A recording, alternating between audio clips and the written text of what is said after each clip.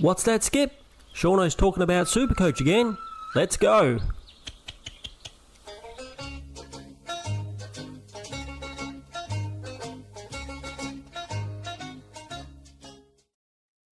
G'day everybody, it's Shauno again, and I'm back with some more Supercoach content. Today we're going to be doing our Round 9 review video, and as you can see there in the thumbnail, I hate my team. Anyway, before we get on with it, don't forget to subscribe. Please sub now before we go any further. That would help me out a lot. Really appreciate the support so far, but if you're not already subbed, please go ahead and do that now. Like the video if you like the video, and leave me a comment down below and let me know how you did this week. And before we go on, don't forget to join my Discord. There's a really great bunch of people in there chatting about Supercoach, and if we can do we usually do a live video on Thursday, a live stream, and we can pop your team up on the screen, have a chat about it. All you need to do is put your team in the post my team here section. And yes, apologies, last week we did not do a live video, a live stream. We weren't feeling the best, and we're still a little bit under the weather, but we're going to try and get this round review over and done, and then we can go on and start feeling a little bit better. All right, let's get on with it. Now, I am a little bit sick, but not as sick as poor Shauno's team is. So this week we got a 2,268, which is top 23%. So I guess it's above par, but not by much. And we went up 3,600 places. But when you placed around 60,000, that doesn't matter very much to me. I believe the team of the week had a massive, was it a 2,600? 2,697. Wow, we won't go into their team, but that is a massive score. Hopefully, I don't think we'll be scoring around about that anytime soon, but, you know, we can always hope that we have some type of miracle. Now, obviously, let's undo these changes because I'm not decided on that yet, and we will have a chat about how the team went first. So, how the team went, Sinclair 117, nice to see him get a decent score again after a few quiet weeks. Nas wasn't in the team, so maybe that helped both him and, as you'll see, Flanders had a bit of an up week as well. Maybe that helped both of them.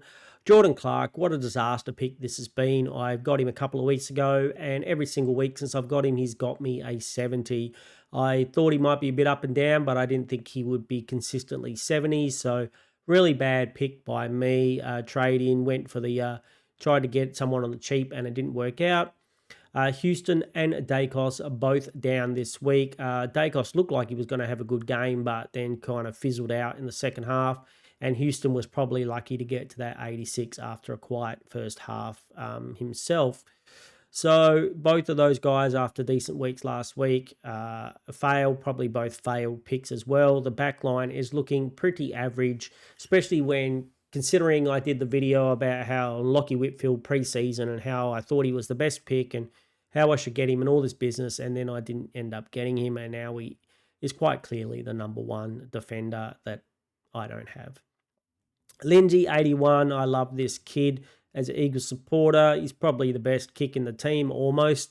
I think it would be fair to say that he must be right up there with the 81. He's doing very nicely, so he can stay there because he's getting me decent scores. And Selwood got a 69, which is fine for a rookie. Two non-playing rookies on the bench, Jakes and Marshall. They said Marshall didn't have a proper matchup, whether that's just the coach making things up or whether that's true. Hopefully it's true and he comes back this week because it could really do with some cash gen on the bench, as my cash gen is pretty average. We move to the midfield. We have Butters with a 130, which is pretty nice. Bont with a 163. Dacos was tagged quite well and only got a 67. Walsh 94 just is not delivering exactly what we would want. He's got a average of 100, but it's not really what we want out of our primo midfielders. We got McCluggage in last week, so 111, very nice with that. Very happy. Probably got him at the cheapest that we're going to get him. He could be in for a Mullen tag this week. There was some chat about that. One of my friends in chat mentioned that. Also, I think it's probably 50-50. If he's still playing that wing role and he's not affecting the game as much, maybe they send Mullen to Neil. Maybe not. Anyway, I'm very happy with this trade in. I think his time on ground was up to the most it had been. I think I've pretty much got him right at the right times. And even if he gets a low score the tag this week, I think the fact I got him so cheap makes me gives me a chance to actually do what I want to do this week. And if I hadn't got him at that price, I probably wouldn't have been able to make my trades this week. Bruin 76, we ended up keeping him, hoping he can still get decent scores, which at 76 will take it. Murdoch, thank you very much with a 93. Another one of these Eagles youngsters that I really like. Not that he's as young as some of the others, but yeah, he's doing magnificent and re-kicked his cash gen in the backside with a 93. And I fielded Rashenko, who got me a 72, which is very happy with that. Anderson, he got a 60 this week, much better than the 20 last week, so happy with that. A couple more weeks of around 60 scores, and his cash will start going up again. Here is a bit of a disaster. Sharp comes out. He's almost on 50 at half time, and then, yes, he gets injured, and hopefully he's okay, but if he's out for a couple of weeks, I wouldn't be surprised if they bring back Elijah Sardis, who I traded out last week. So knowing my luck, that's exactly what's going to happen. And here's the man that I traded out for him, Burton from Richmond, who got a 32, which isn't great, but I only paid 99k for him.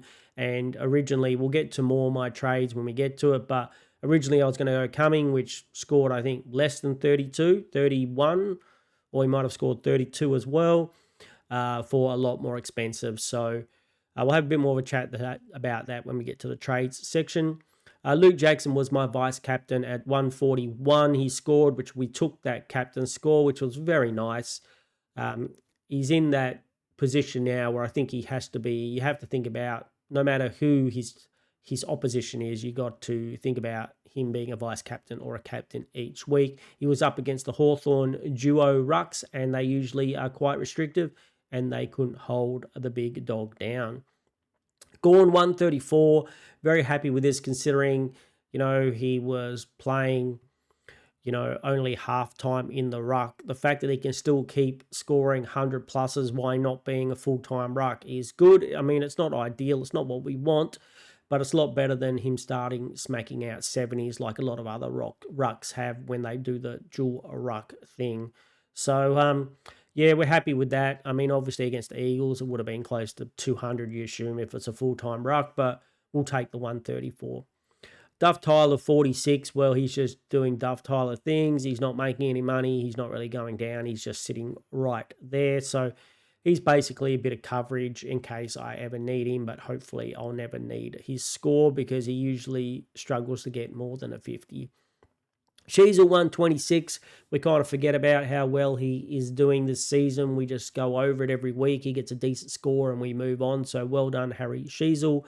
Petrarca down a little bit this week with a 90, which with Rowell out of the team was a little bit disappointing, but it could have been a lot worse. If that's his floor, I will live with it. Pickett tagged by Brady Hoff for some of the game against the Eagles. Only got a 65. Yes, well, a bit disappointing if you got him in this week. I've had him for a few weeks. He's been pretty good, so I guess we can take a down score, but 65 is a little bit rough. Jason Horne-Francis. Now, this guy's another one that I've got in, thinking that he was going to be an absolute primo for the forward line. I thought he was the best choice, who wasn't one of these top three guys. I thought he was very close to them, and he came out and smacked 270s in 2 weeks. So very disappointed with him, especially when I could have paid a lot cheaper for someone like Rankin, who came out and got 140 this week. But who knew that he was going to get the most CBAs out of everybody at Adelaide?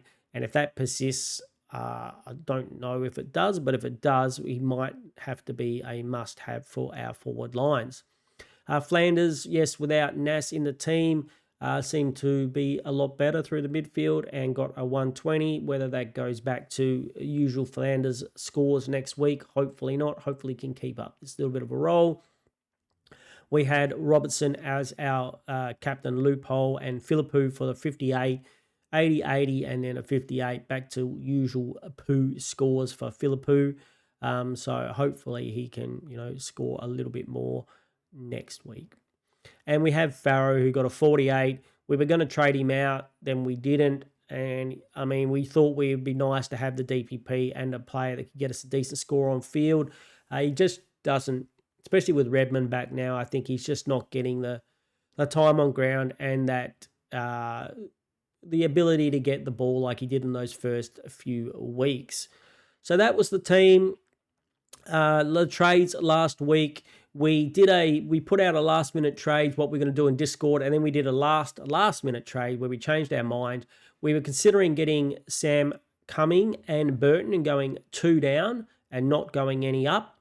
And then we heard the news about the CEO at Richmond coming out saying, Sam Cumming was going to go in for shoulder surgery sooner than later. And then there's speculation that meant that it was before the mid-season draft. So then they could, pick up someone else in the mid-season draft, which all made sense to me. So instead of going Cumming, we went Burton and we went up to McCluggage, which kind of worked out for us considering Cumming did bad. And I'm really glad that I didn't see that. Then the coach came out and said, oh, no, the CEO was wrong. And we're actually going to play him to the end of the season and then put him in for surgery at the end of the season. So God knows what's going on down there at Richmond. As we've seen in recent years, maybe the CEO should be banned about actually talking about what's going on the football field and players. It's not really their place. Get back in the box is probably what I want to say to the CEO down in Richmond. But I'm so glad I didn't see that comment from the coach. Otherwise, I might have brought him back in. He still might be okay, especially if they do play him for a few more rounds. He does have a decent role. He did lose his CBAs, as we were also a little bit worried about, to Taranto when he came back. So I'm not too worried about missing him. He has kind of stunted his cash gen a little bit now with a 30 in his score, 3-round scoring average, but we don't have much to go for on the rookies. And this is really worrying me. As you can see, I've got Edwards has now been dropped, so he's a non-playing rookie. You've got Robertson here is a non-playing rookie or non-playing. Sharp, if he's injured, won't be playing. Marshall didn't play this week, and Jakes doesn't play either. So I don't have very much cash gen going on at all. My hope is that come the mid-season drafts that we get a few 99k players, and that will allow me to, get rid of some of these non-playing guys and maybe get a bit of cash gen moving again.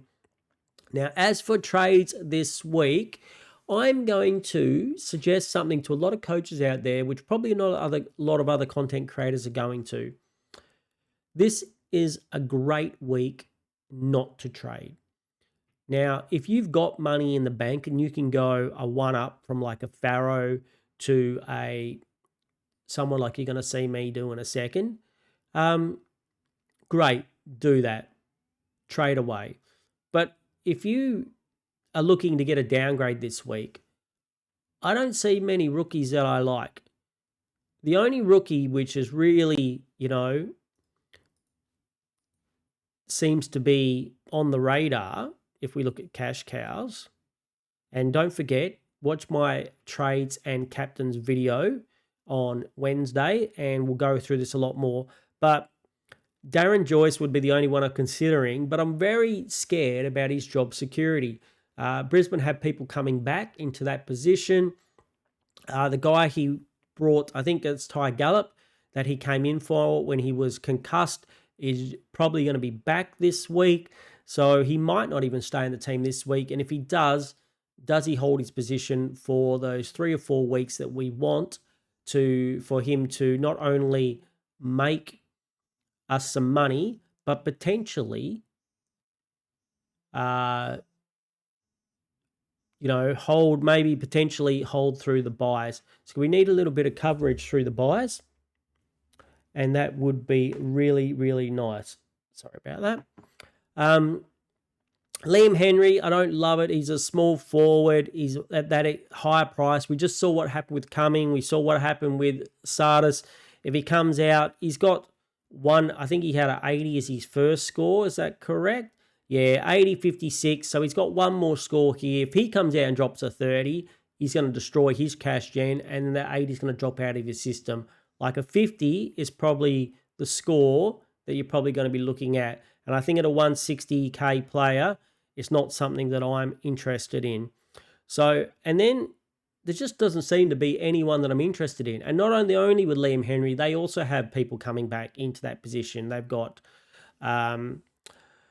ex-West Coast Liam guy as well. Ex-West Coast coming back. And they've got Jack Ross out as well. Liam Ryan, can't even think of. West Coast Sport, I couldn't even think of. Forgotten about him already. Poor Liam. So he's another one that I don't really like either of these choices. So saying that, we will do some trades this week for sure, and my trades are either going to go one of two ways. Maybe I'm going to talk to some Brisbane supporters, maybe hit up my old mate DR from the Supercoach sword play guys, maybe watch his stock market and see what he thinks. If people think that Joyce is a option, I might go there, but if not, we've got Devon Robinson here, who's been not playing. He's been my loophole. Now, I don't love this and I don't recommend it, but maybe what we could do is we actually can get in Kalani White. And you might say that seems a bit silly, but it makes me 183,000. And it also allows me to go between Duff Tyler, between the forward line and the ruck line, to give me a bit of versatility if I need someone to cover. As you see, we don't have much coverage on the bench at the moment. And then Farrow, we'll go Farrow out, and at 482,000, we would get we're just going to look him up. Dane Zorko. So that's one trade we're thinking of. That way we would have the back line would look, we'd just put Selwood down there. Hopefully Marshall comes back. So Sinclair, Clark, Houston, Dacos, Zorko, Lindsay leaves us one spot really.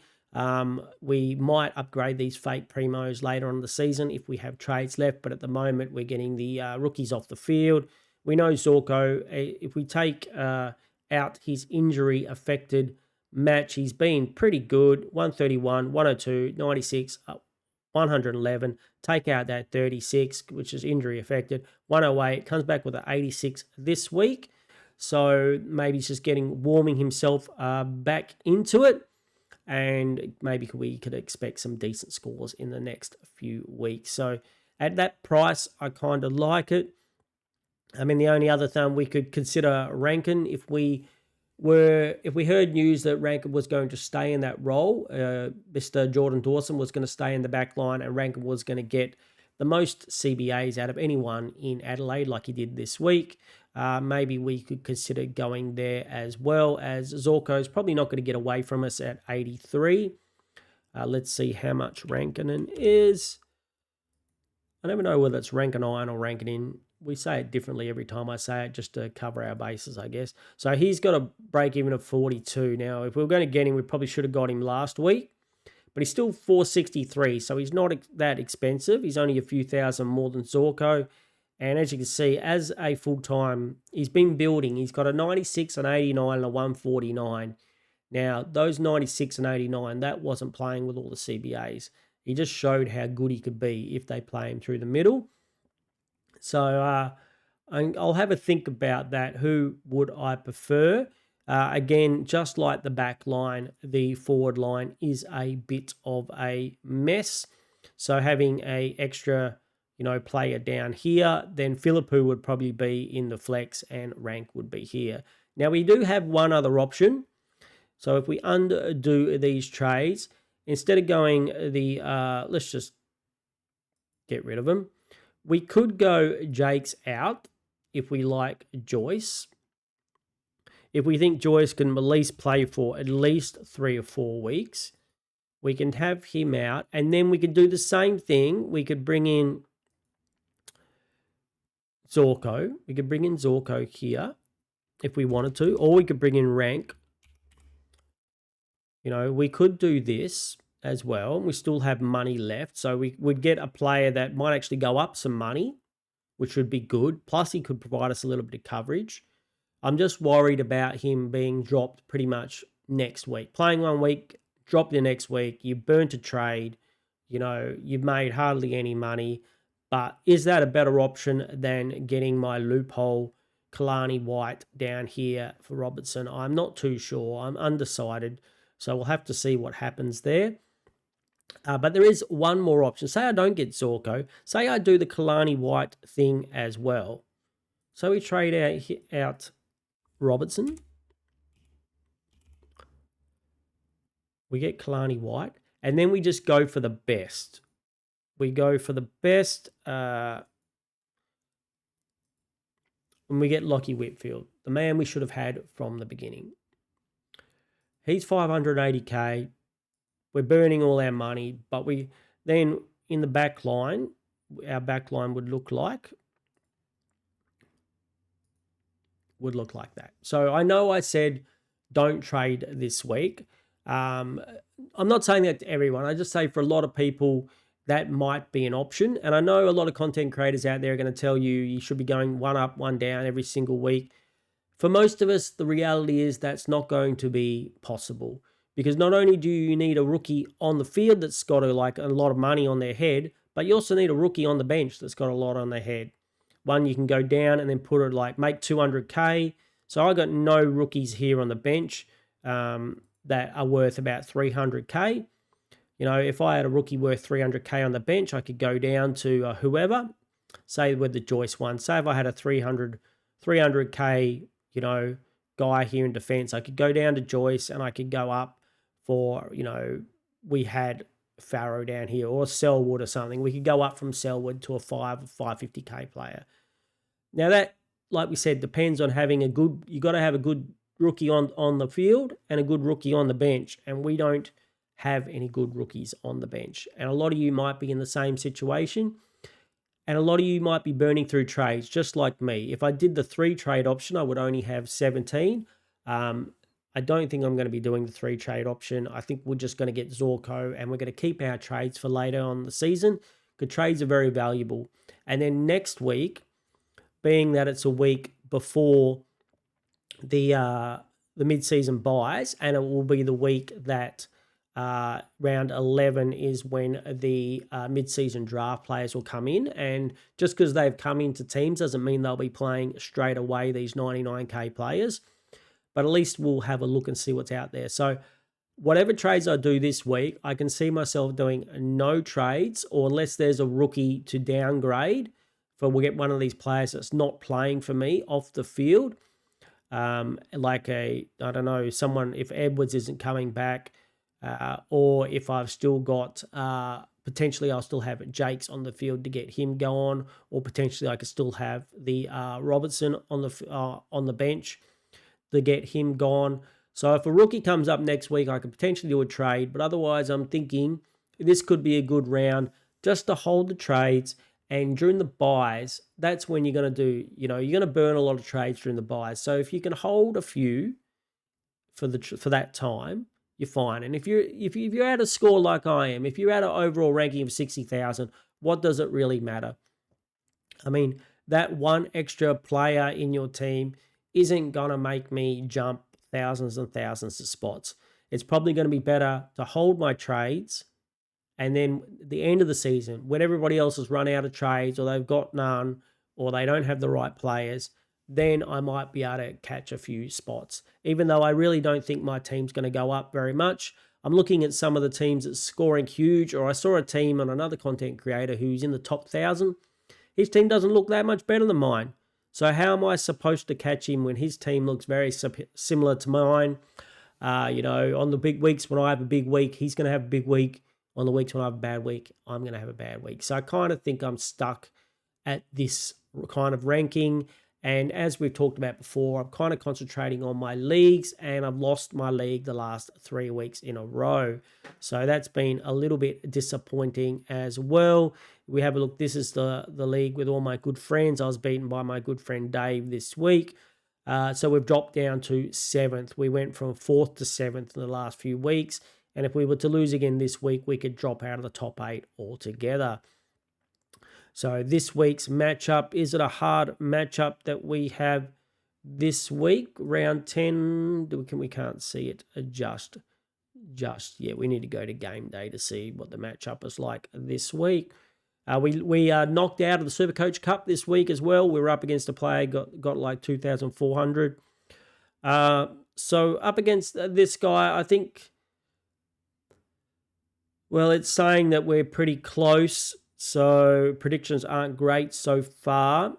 So we'll have to see what happens. Yep, I think it could go pretty close again. He's in 11th, I'm in 7th. So anything could happen. All right, so that's the trades. Lastly, let's go through our captains and vice captains for the week in our segment that we like to call Oh Captain, My Captain. Captain, my captain. Sit down, Mr. Anderson.